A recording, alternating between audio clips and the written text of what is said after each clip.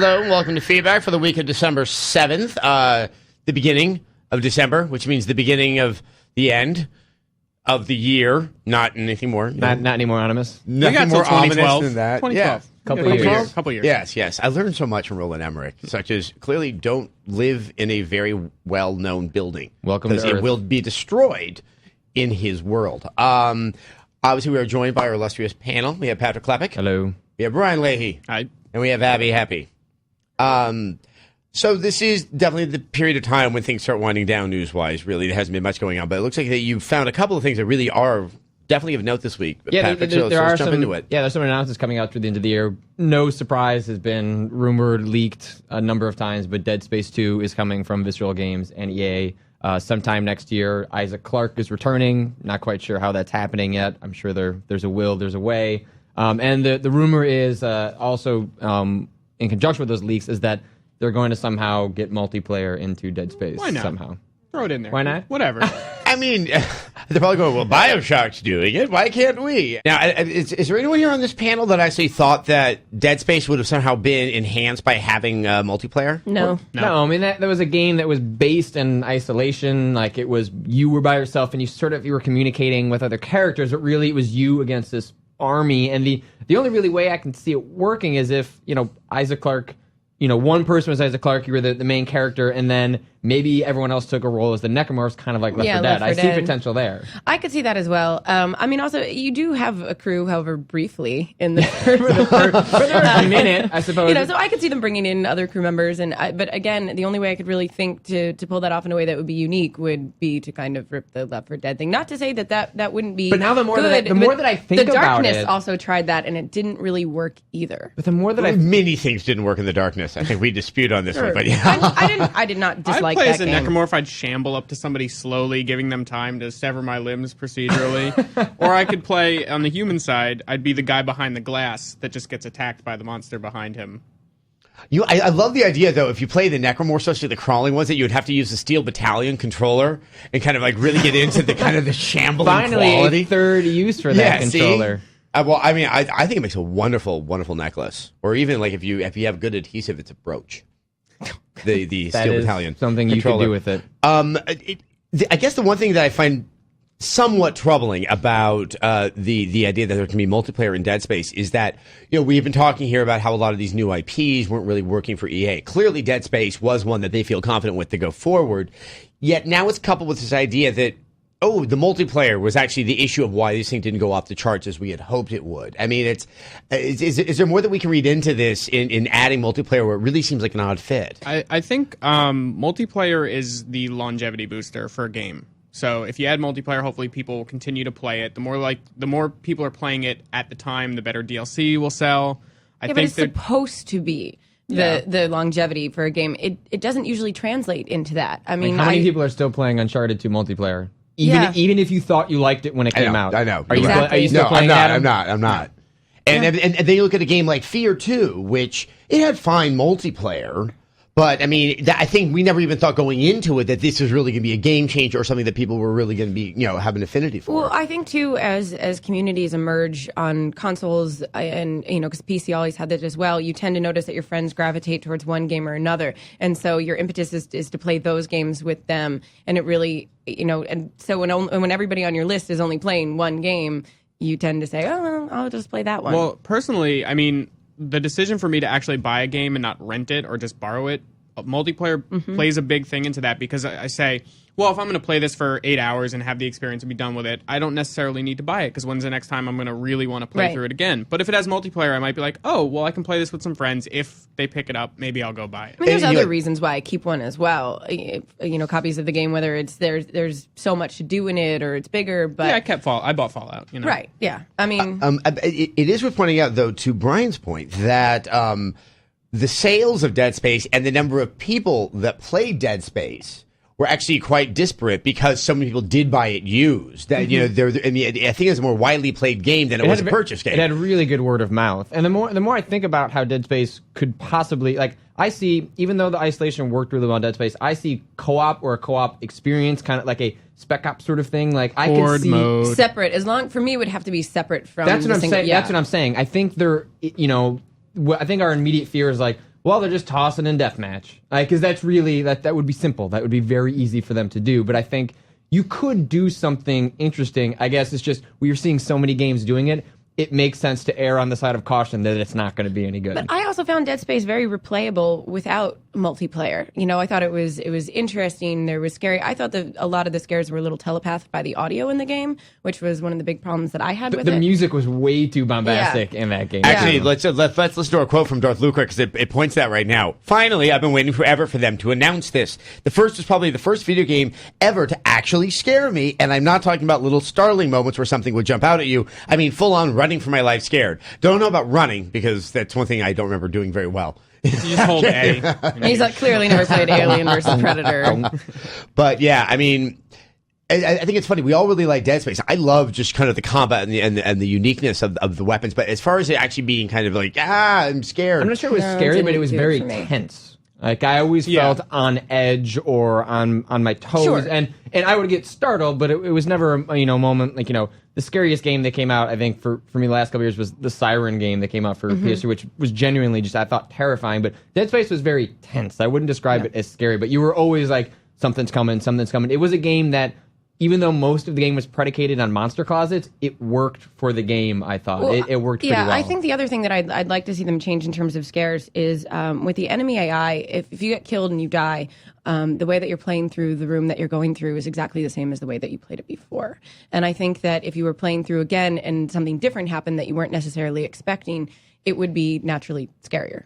I will take multiplayer as long as there are no more turret shooting sequences blowing up asteroids. Oh my god! You can put whatever you want in the game as long as you take away That the was turret awful. sequence. They don't even do that anymore in the Ratchet franchise. Yeah. So yeah, I mean, I still have the space sequences. Yeah. Every time. You know what? No, I wasn't even thinking of Ratchet. I was thinking of Jack and Daxter. They had, I think, a Jack 2 and Jack 3, and it was some of the most challenging and frustrating sequences in that franchise.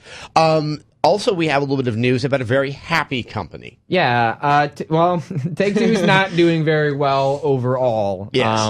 And it's increasingly like there's going to be no new Grand Theft Auto next year, so the company will not achieve profitability. But Borderlands is a game that it turns out that Take-Two, we saw the sales did really well according to the NPD figures, but overall they seem very excited. And one thing we've been critical about feedback is it's weird when companies won't just admit, of course we're going to make a sequel. Take-Two has been very forthcoming, calling it a franchise and really emphasizing shareholders, we're going to have sequels to this. We're pushing forward this very quickly. And so I think, especially because I think we all knew that this was very important to Gearbox, and if this game didn't do well, especially because who knows what's happening with the other Aliens game they've been working on for years, like if this didn't do well, this was going to be, a bad sign for Gearbox's longevity, at least as being an independent developer. Yeah. And it sounds like this has been a wild success for them and for Take-Two. Now, has there been any indication of when that sequel would come? It sounds like it's going to come a lot faster than we might have thought. Which is interesting, because I think a discussion I've had with almost all of you, when we're not on the radio, because believe it or not, we actually talk when we're not doing the show, is that this game just seems to me like something of a gold mine in terms of DLC. Sure. That just keep on slapping on stuff like the Zombie Island of Dr. Ned, and you can actually buy a lot of time and generate revenue as you work on a sequel for it. I tend to be toward the other end of the spectrum for Borderlands. I loved it. I reviewed it. I thought it was a great game, but I would like to see sort of another revision that adds a lot more that you couldn't necessarily do with DLC on the level of like Rock Band to Rock Band 2, where now or Left 4 Dead, where everyone, Left 4 Dead was supposed to be the platform, and now it looks like Left 4 Dead 2 is going to be the one where we get the real longevity. Because I feel like in your review and what I've heard from other people, there are a lot of refinements that you're not going to get in DLC. Right. You need an actual sequel to itemize on the character development, which seems to be the big thing. That's what I'm looking forward to in a sequel in this, is that they clearly worked on all these other aspects, and it definitely shows in the game, but they may not have appreciated how compelling the world and some of those quirky characters are, that I kind of wanted to see them animated and doing things with me. I mean, one of those rare times, like, go to a cutscene. I kind of want to see this. I mean, it's just so interesting. I so love being in that world. Yeah, and Zombie Island of Dr. Ned is really cool as well. It's a very different world than you're accustomed to. It's not the rocks and dirt. You've got trees and swamps. And I would be really interested to see moving forward for a sequel, whether they keep it in the same planet and keep it in the same world, or try to expand and try to really increase the environments that you're playing in. I think they have to. I mean, the last level, I won't say what it is if you haven't played Borderlands yet, but it's very different from the rest of the game, and I think they really sort of struggled to fit that in. Like, now look, it's different. And with Dr. Ned, just a completely different world. I think they have to, because I liked the game, I loved all the quests, but seeing that palette after 20 hours was a little old. Yeah, I couldn't tell if they really, if we have to assume that is all of Pandora. I mean, it never establishes how large the world is, and that, some sort of variety in the terrain, I think they're not going to be pushing the boundaries of what the player expects. Yeah, I think it's going to be interesting to see what they do, because I think Borderlands was a surprise for a lot of people in terms of how good it turned out, in terms of how well it sold. So, I think this is one of those cases where the success of a game like Left 4 Dead 2 might be encouraging for them to hold back on the DLC, which very clearly could have, considering they had stuff come out almost 2.5 weeks after the game was out. I could see them pulling back on the DLC and just getting a turning that into a more fleshed out sequel that takes a lot of that DLC. Now it's weird. I know I'm going to get crap for recommending that they hold back on the DLC and put it into a sequel, but I think there are very iterative changes that need to happen that you're not going to see, that I think we would be much happier with a bigger game. Right, with a new game. I think if you... We're all saying, like, yeah, we'll get a game really soon out of Gearbox. I love you, Randy. I love you so much. But if there's one thing that studio is so not known for, it is expediency in the development process. But I think it's good. And I think our viewer, I don't know what to call them, Chris Hero 22, it's so nice to finally see a publisher not worried about leaking information or hiding things. The game was good and successful, and they want the word out that a sequel is coming as fast as possible. Great philosophy. Is there something? I mean, we are, like, not just us, but our readers are remarking on the fact that they just kind of said it. But I think at the same time, you say this about a company like Take-Two or EA or whatever, but then Activision will turn around and be like, yeah, we're going to go ahead and announce Guitar Hero 6 through 20. And everyone's like, screw you, Activision, you money, you just want money. You're milking it. And it's that's a little bit, I know, 10 SKUs is a little different than one. Well, because when Bobby Kotick does it, you kind of anticipate there's an evil cackle that will then follow that. Like, he knows we don't want it either. And it's just, I'm going to flood the world. It's like a Bond villain. Or Valve announces one a year later and everybody boycotts it. Yeah.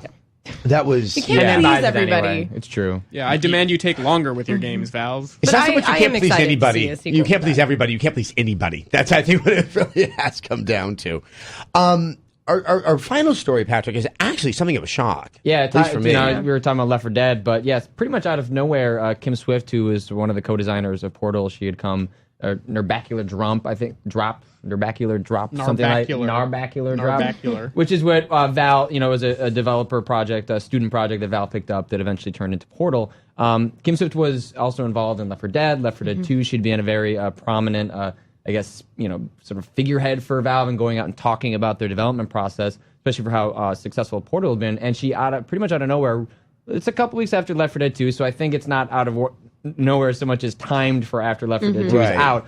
She's leaving Valve, and she's taking up a project lead position at Airtight Games, which is the studio currently finishing up Dark Void for Capcom. And she's going to be working on something, generically they're calling more diverse games for a larger audience. Which casual. That kind of scares me, but Facebook and Valve has not commented so far. They haven't, it's confirmed she's left, but they've issued no. Usually it's a kind of a congratulatory statement or a we wish her well, and there's been nothing out of Valve so far. Now, she made a statement herself, which was, I've learned so much, I've had some amazing experiences at Valve, but when I heard I had the opportunity to work on innovative titles with my friends over at Airtight, I couldn't pass it up. One of the things I think stands out from this is I've never heard of someone leaving Valve.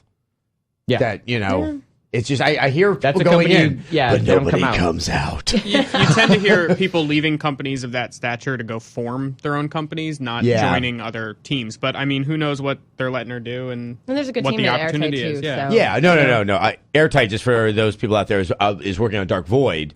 The off-delayed game that now seems hell-bent on getting that late January release date, which I think is also comprised of some of the people that worked back on the Crimson Sky series, which is why you see some of the similar art styles. And I think that speaks to why this is a shock is only just because who leaves Valve. Like that's pretty much it. And of the information we have so far, we don't have a lot of details that explain why that was really compelling, considering how much we respect Valve and the creative process they get to do. It's just like, why would you leave that? I think I've volunteered to be their office pet. Like, I'll just sit there. You don't have to pay me. Valve and a couple of other places like Bungie or something like that is where it's kind of like if you're a local news reporter and you finally get to the New York or LA markets, like you've done it. Yeah, and it's you've your made end it. game. Yeah. You don't go anywhere else from there. You don't go to other places. Well, we wish her well, and if she can bring what she brought to Portal somewhere else, that's not a bad thing. That's all good. Absolutely. A quick comment from user Gravy666. I love that name.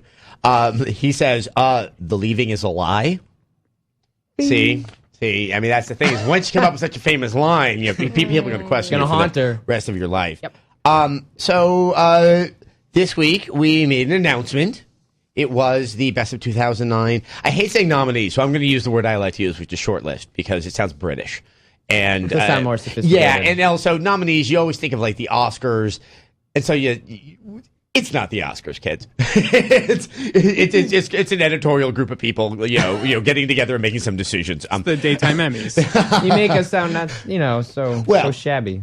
Well, more like the Oscars is what happens at GDC, where the very game developers vote on their own. It kind of makes more sense. Now, the way that we did it this year, for those that don't read and didn't read the thing that I put up at the top of the post on our website, G4TV.com, is that this was done by balloting, and we ranked the games.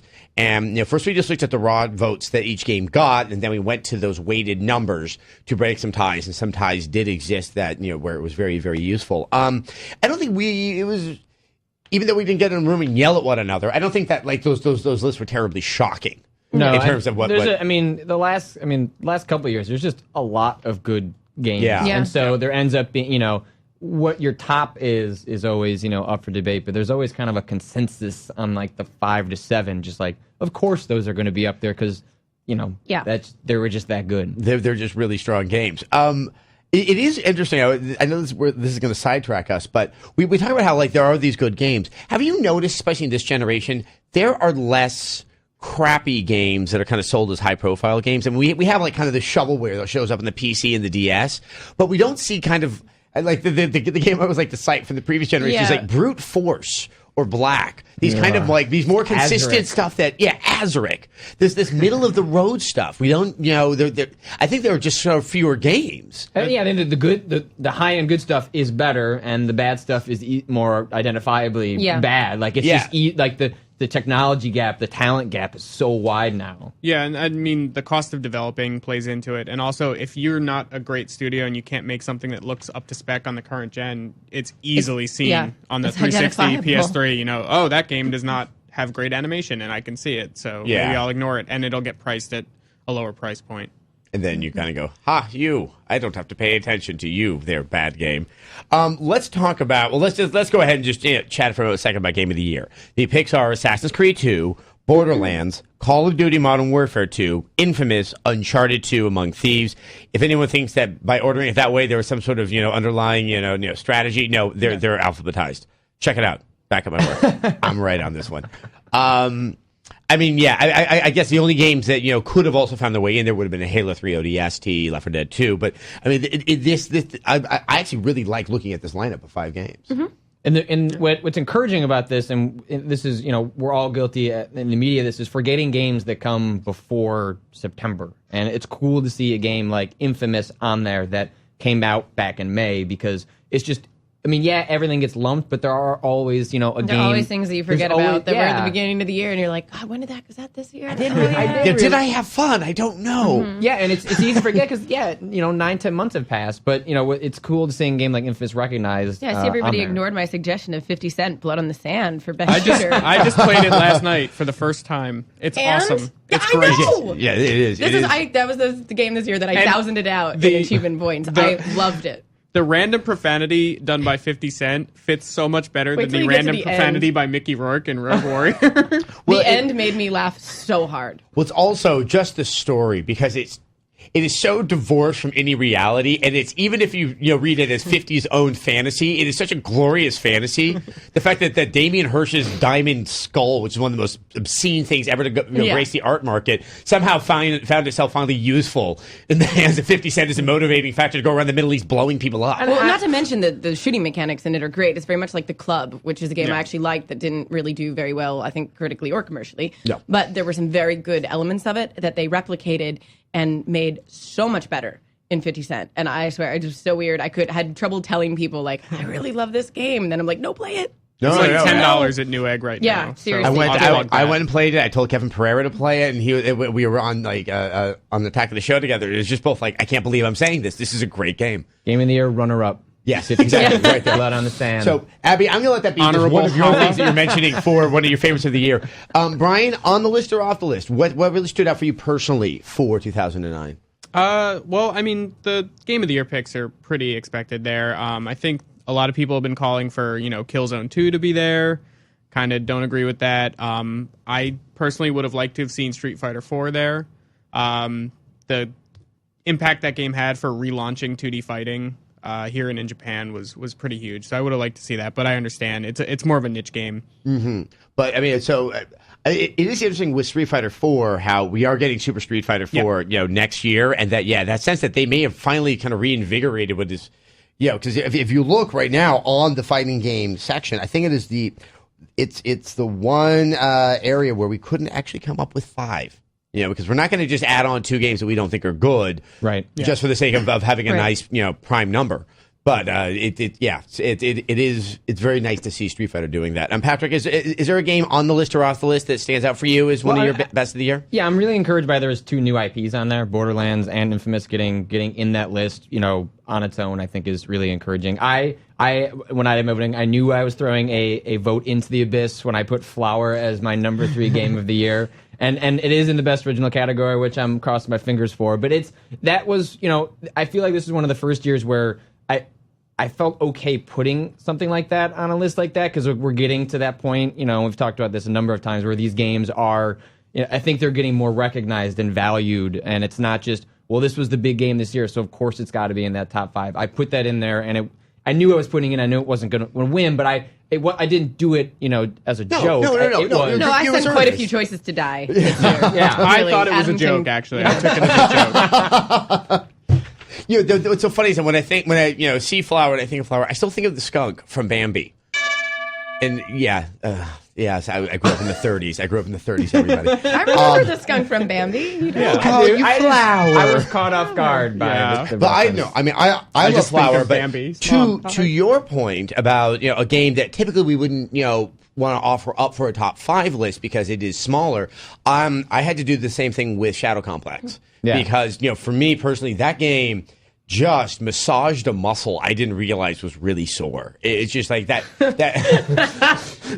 I'm tired of describing Is that an obscure reference? No. No, that's a new thing. It goes, bah. It's like unfortunate reference counter goes right there. No. It just, I did not realize how much I missed playing a game that was designed like that, and to play a game that was so like where the mechanics were just solid in that type of format. And like I've gone back and played through it twice. It's just there's something that just it's probably one that after you drink 3 or 4 beers, you can still pretty much progress through it quite comfortably. Oh, and there is, you can. You can. But, I loved it, but it took a little ding for me when I didn't realize I was about to beat the game, and then I beat the game, and I was like, oh, yeah, wait, it's over. It is. If you are trying to do a completist run, going all the way through, there should have been that like, hold on, if you want everything, think about it now. But there's just a lot of fun with that, and I do hope that those guys at Chair Entertainment get to actually do some follow-ups, because I'm never going to read the writing of Orson Scott Card, and so this is as close as I can get to that guy. So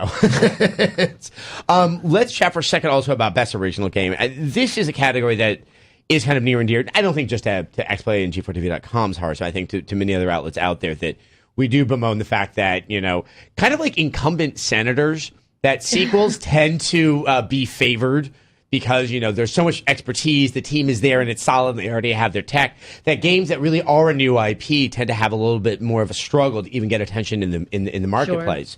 Sure. I think the one that, as we were just talking about earlier, Borderlands, I think was just a shoo-in. to be on this list because everyone's gone kind of gaga over that. But the others we have are Brutal Legend, Flower, see right there, Mr. Klepek, Ding. Scribblenauts, and Shadow Complex for best original game. Abby, I mean, in terms of original games, do you think this was a good year or a bad year? I actually think it was a good year, although I take exception to one of the choices on the list. Am I allowed to talk? What could it be? Yeah, it's Scribblenauts. Yeah. And to be fair, I played the whole game. I loved many aspects of it. The gameplay did not work. And at the points where it was so frustrating that I rage quit Scribblenauts, which sounds weird. You rage quit your imagination. I rage quit my DS. I just slammed it shut and walked away. Rage sleep. Shell.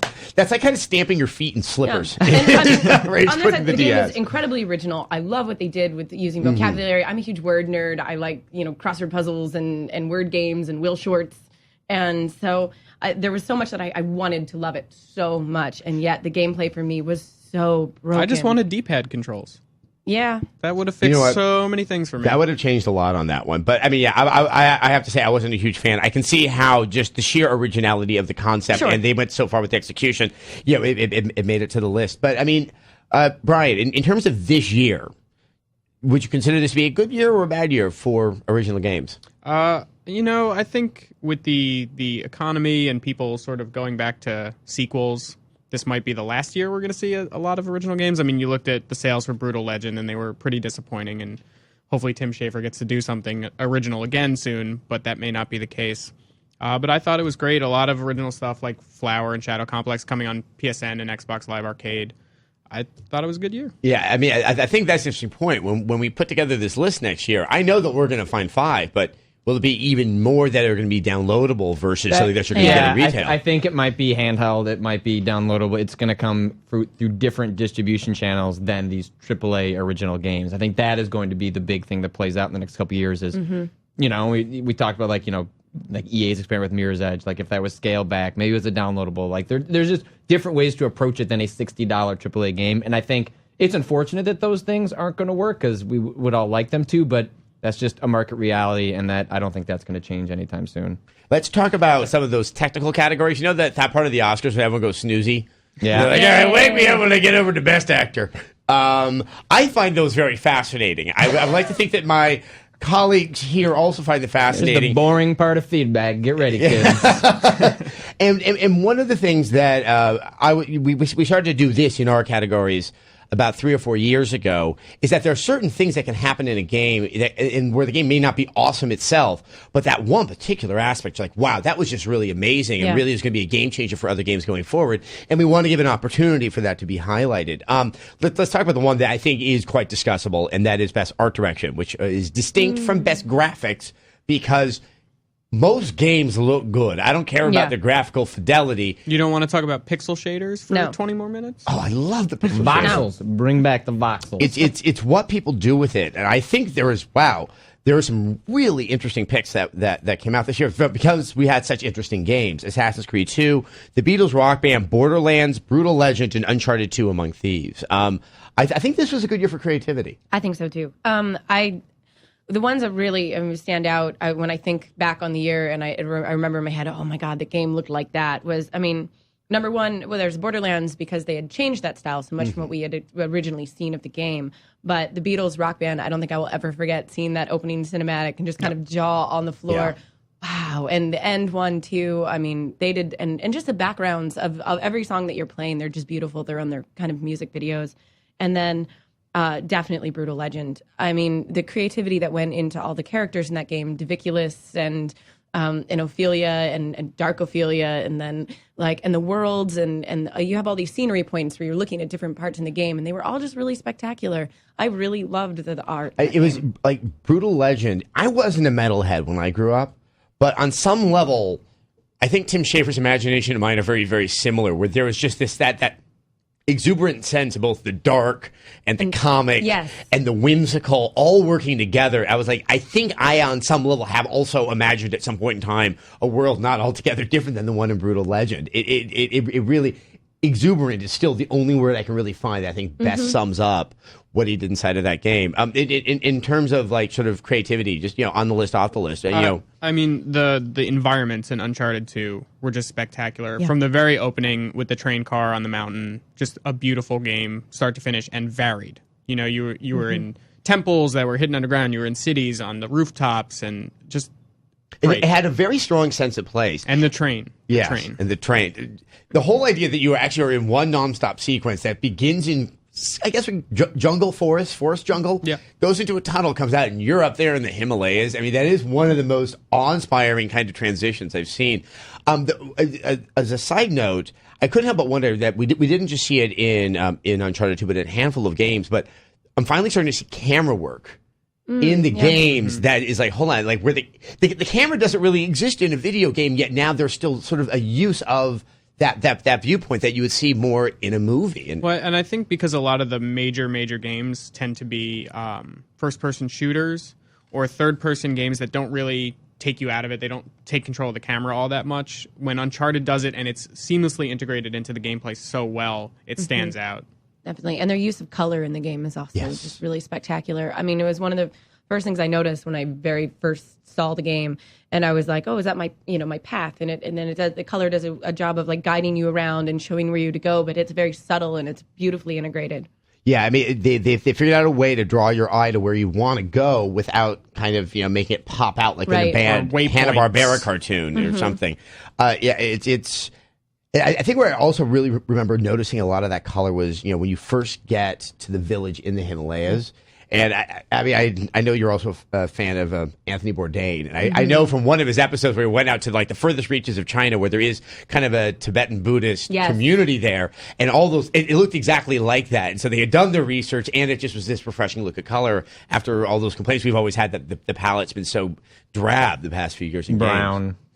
Patrick, in terms of sort of art direction, I mean, are you seeing more creativity this year? Yeah, we're seeing a lot more creativity. And when I was trying to figure out, what my list was and what I wanted to vote for, Uncharted 2, or not Uncharted, but Assassin's Creed 2 almost felt like it was cheating because its setting and the locations it picked were just naturally going to be beautiful, absolutely gorgeous and beautiful and breathtaking because it picked some of the most, awe-inspiring places in history at the height. And so, the way they recreated it is incredible. The way that I had a friend that was able to use Google Maps to track down a feather because they had recreated the landscape so specifically. And but it was just I was very impressive. But I was like, I almost don't want to give it to you because of course you picked these amazing. If Assassin's Creed places. 2 had taken place in the black hole of Calcutta. They clearly would have been working out of a deficit, but they picked two of the most beautiful cities on planet Earth, Venice and Florence. But then it was also to that game's credit that so many other games aren't willing to explore these other settings, and the reason that it strikes out so much and is so vibrant is because you just don't see that in games. And it is. I talked with some people here about Saboteur that we felt that we had this renewed enthusiasm for Saboteur because of Assassins, because one thing that no one's really considered in video games is that, you can go anywhere and you can also go at any time.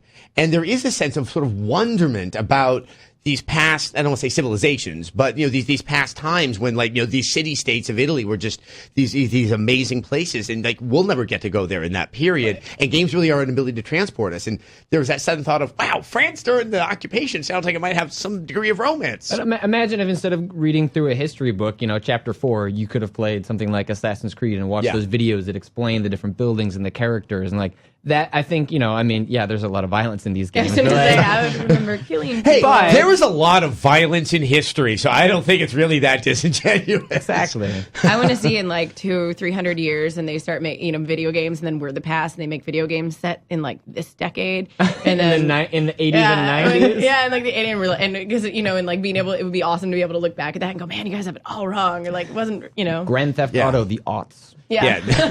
I like the idea of the 80s. You can go to Soho when it wasn't pricey. And it's kind of like, oh, look, I'm going to make a little hut out of these needles I found on the road. Oh, come on. Go watch the Basquiat movie. You'll know what I'm talking about. Move on. Now let's pay $2,000 for that little hut in the middle of the road. Yeah. Exactly. I'm going to skip over some of the obvious categories. So I want to go to one that I think this was a very good year for this, and that was sound design. Also because I love how I love this list because it has a couple of obvious ones, such as Call of Duty Modern Warfare 2, and I think Killzone 2. And then, I love seeing Left 4 Dead, and the other one is Beatles Rock Band, because I think we sometimes forget that. We always think about the soundtrack on music games, but it's like for that to actually really come alive and be something you want to interact with, there has to be a lot of play has to be done with that music to really do it. Shooters are kind of a shoe-in. I mean, Call of Duty, it's so dependent on the sound that you hear in the game, whether you're listening to someone, knock out a window with a knife or sneaking around behind you. And, it's just, for me, it's like, it's so important when you're playing those games, and the games that do it well. It's obvious, but at the same time, it's just natural. So you almost don't even know how great it is. With Left 4 Dead, and I was thinking about this the other day, because Mike Patton is going to be known less from his music ventures and more as creepy voices in video games in the future. Like, I don't know if kids, younger ones are going to understand that he has this whole musical legacy behind him. Yes, and they're just going to be like, you make really creepy noises. Because he did The Darkness, he did Left 4 Dead, he does the Special Infected. Yeah. So I don't know. It was cracking me up. I don't know. I just think that we need to get an interview with Mike Patton, because there was a question I've needed to ask him for the past 20 years about the liner notes to the first Mr. Bungle album, and I think I finally have a chance. Really, it's a long story. I'll do it in a letter from the editor. You want me to just do the boomer noise? Yeah. But no, the noises that he does create for the new Special Infected are so good. Well, and I mean, sound that plays into the gameplay like it does in Left 4 Dead 2 or Modern Warfare 2, where it's audio cues. It's not just, oh, hey, there's a sound. Yeah. You can tell which Special Infected is around based on what you hear. Yeah. I mean, I'm going to point out the one that we haven't talked about as much, Uncharted 2, on the sound design. When they're in the nicer settings, sometimes that sound was enough to make me just kind of wish, I wouldn't mind being on that beach right now. I kind of miss it right now. Like, the visuals were doing it as much as it was some of the sounds, and just the idea of being in those temples, like that kind of quiet apprehension. I love those sounds, because I think it just brings back that wannabe adventurer in my 10-year-old brain right there. In terms of sound, good year for sound, bad year for sound. Did you hear sound? And I hate to use the same reason, but again with the Beatles, it's like, God, they're cheating again, because it's like the Beatles. And to be fair, it's the remastered Beatles, so it sounds even better than ever. But yeah, it was one. I mean, the implementation of the music and where it's used and the cinematics, like all accumulated into why I thought it was an excellent decision. And at the same time, you have the hardest charge too, because it's the Beatles, and if you screw that up. Exactly. It's kind of like, here's a Fabergé egg. Now we're going to have a race. And when you get to the end of it, one other category, which I think was also, I think, a very good year, was for writing. I think we suddenly went, hey, these games are kind of mature, and not in that, breasty way. It's like, actually, they're written for adults, and like the way an adult can pay attention. Assassin's Creed 2, Batman Arkham Asylum, Brutal Legend, GTA 4, The Ballad of Gay Tony, and Uncharted 2, among thieves. Batman, and this is one of the places where Batman, which I think was a well-appreciated game by everyone here, really showed. And that, I mean, it's strange enough that we had a year where a superhero game was good, but we could say a superhero game had good writing. Well, I think the tendency when you're working with superhero properties is to make them want to skew younger, because I think a lot of people view that audience as a younger audience. Kids still into Spider-Man, to Superman, to Batman. And so to write it for adults and convince adults that that's a really viable property and of interest, I mean, even though they have the nostalgia for it, I think that's a lot harder task to make that mature. And then I think it really worked in this game, as I've said. I just love the idea that, we've said how it kind of takes the model of a Metroid game. Mm-hmm. One of the things that has always been frustrating to me in the Metroid series is Samus just needs to find a better way to stop losing all her crap, and then have to spend the rest of the game finding it. And I love how in Batman, the way they kind of worked around that issue is, he wasn't expecting a bad day, and so we had to kind of get back to the Batcave to pick up some of the stuff. Batman learned by now to always expect a bad day? Yeah, it's true. Now it's like, hey, do you mind coming over to Arkham with the Joker? Oh, nothing could go wrong here. No, not at all. Don't bring your explosive gel. Yeah, it just seemed to. Remember, he left that one in the car. Yeah. See, I love that. I just love that. Assassin's Creed 2, I think that is easily. People have been saying, like, I don't understand. It's so confusing. It definitely is not making it as easy as possible and not going to spoon feed it. But I find that that's kind of the more delectable quality of the Assassin's Creed series is, like, there's this mystery and you're desperate to try to figure out what it is. Well, and that's part of it, is that you kind of don't know what's going on. You're trying to get over sort of the accents. You're trying to get over, they play on, especially in Americans' case, like a complete unfamiliarity with the rest of the world and a sense of history. And so that, I am cognizant of that. And so a lot of it is catch up, is like rereading through those descriptions, watching those videos again. And it's one of those games that probably makes a whole lot more sense the second time you go through, when you can put those connections together earlier. But I think that's part of the fun, is that I don't really know what's going on, and I'm kind of watching this moment in history and also being a part of it, even though it's part of it's fantastical. I like that I'm kind of behind the curve, and because usually games are so easy to understand, and you don't have to put in the mental effort, and it's fun to go back and read the descriptions, read a Wikipedia, and like start to piece it together. Who knew in the past that not everybody communicated through emoticons? Yes, I like apparently. I thought they chiseled it. Yeah. Also, the way that they were able to take contemporary conspiracy theories and so integrate them. I mean, like, as I've said, they somehow wrote the scariest puzzles I have ever played in a video game. I mean, really, those things are terrifying. It's really unsettling. And like, there are times where, like, once I did one, I'm like, I just gotta leave the room. It's like, everything's okay. Yeah, Kennedy's dead, but it might just because of the lone gunman. It just might be. Really, it might be. So obviously, all of these nominees are up on our site, G4TV.com. We can't go through all of them, but I think it was a really interesting discussion. I think we've all kind of, it's nice looking back on the year and going, oh, that was good. Maybe I'll play that on holiday. There were a lot of good games. I do want to get to our reader question of the week. Week. This is about the role of games in education. It's from the user Greenboom. I am both a student and a teacher, so gaming and education have a special relationship in my life. On this topic, to what extent do you see video games having educational value? As well, are there specific genres that you believe have greater educational potential? Have you had experiences in your education where games made some crucial contribution to your comprehension of some idea? And can you envision a near future in which mainstream video games are part of a classroom curriculum? Greenboom, thank you for easily the best question I think we've ever had for feedback. I think this is even something that we can carry over to an entire episode, but I do want to address it here. I personally do. I think that certain games on certain levels do have educational value, but not in the most formalized manner. Yeah, I mean, as a kid, I was really only allowed to watch educational TV and video games things. No, same with me. Fine. I grew up in Berkeley. I'm with you. Right. I was a PBS kid. Sure, same. But the thing was, there were a lot of games that I played as a kid, whether it was Number Munchers or Number Crunchers, and Mavis Beacon teaches typing. She taught me to type, sort of. Got bad at her. And Where in the World Was Carmen Sandiego was huge, and I would be looking up things through that. I mean, there were games that taught me, and that I still remember lessons that I learned in them. And I still think that they're a valuable asset to kids, because at any rate, they were fun, and that encouraged me to learn math and to, not that I wouldn't have anyway, but...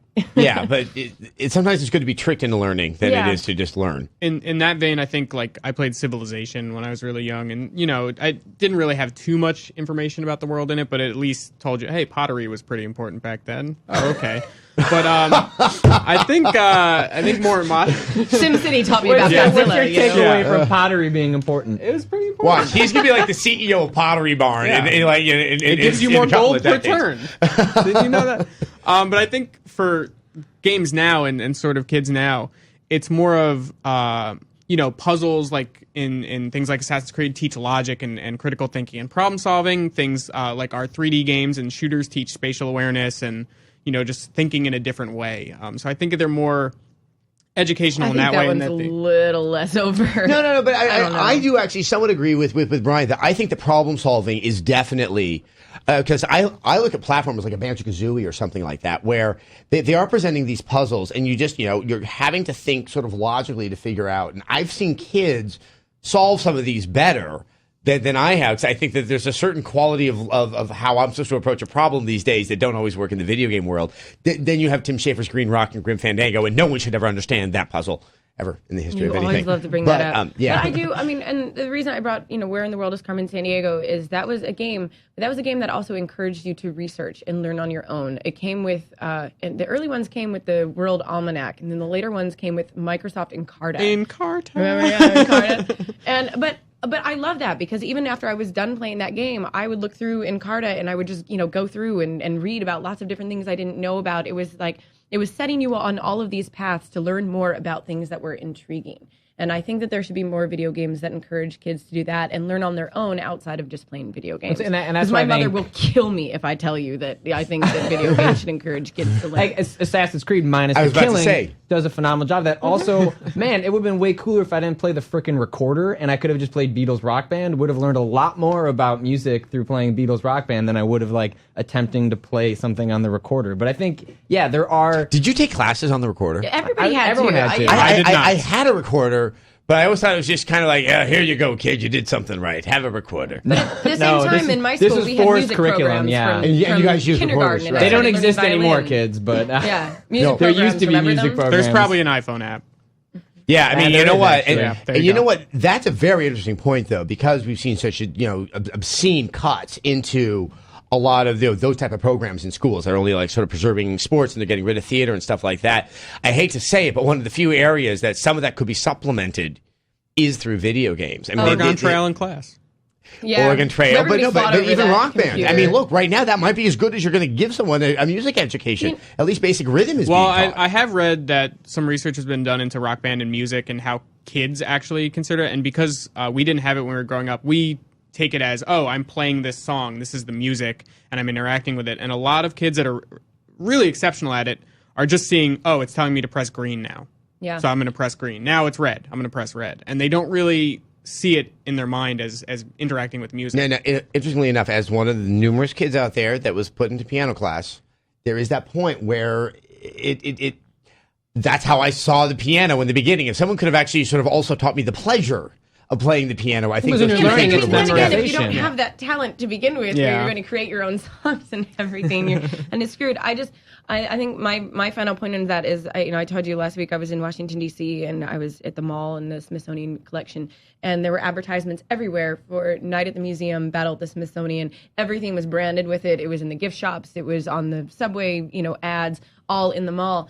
And at first I was just like, oh my God, you've kidding me. This is terrible. Like, I don't like that, incursion onto what those There's museums something are to me. sanctified about the And Smithsonian. at the same time, I had to admit, I'm like, if it's encouraging kids to get out there and go to museums and learn about them and educate themselves, then maybe it's not as bad as my initial, You gotta oh trick God, 'em. that movie sucked. You have to trick Yeah. the kids. I mean, you have to be tricked into learning. And, that's what Number Munchers did. That's what Carmen Sandiego did. They're all Yeah. tricking you into learning. Which is good because I think you'll learn better sometimes that way. I think my final comment on that is I think also as people get older, the video games can become a very good tool in teaching critical thinking. And I've encouraged this on the soapbox that to ask the question, what is working in this game that's making you have a pleasurable time? To deconstruct it that way answers and asks some very, very fascinating questions. And that because people seem to really be into video games, it sometimes is more useful to use a cultural product that you don't have to teach someone to appreciate, and the appreciation is already there. You've already made those kind of inroads.